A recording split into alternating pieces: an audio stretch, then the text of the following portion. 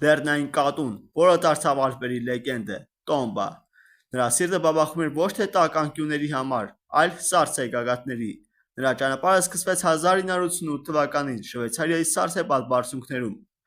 Փոքրիկ Զակ, որին կյանքը ծնեց որպես կատու, բայց ճակատագիրը ուղարկեց որպես լեռների ուղեկից։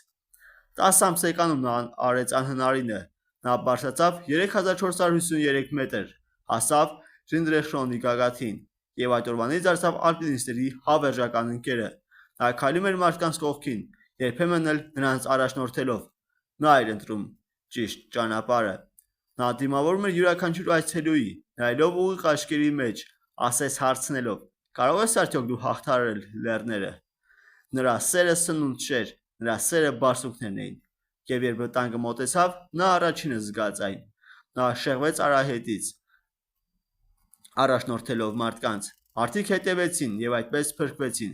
Քիչ անց նա հոսքը կուլ էր տալու ամեն ինչ, բայց ոչ նրանց կյանքը։ Նրա պատմությունը դարձավ լեգենդ, թերթեր, գրքեր, վավերագրություններ, բոլորը խոսում էին կատվի մասին, որը սառույցի վրայով քայլում էր որպես իսկական մարտիկ, հրաժարվելով օգնությունից։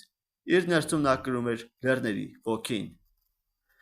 Բայց լեռները միշտ պահանջում են իրենցը։ 1993-ին Տոմբան լուր հեռացավ, սակայն լեգենդները չեն մեռնում։ Այսօր էլ, երբ քամիները զարկում են սառցե գագաթներին,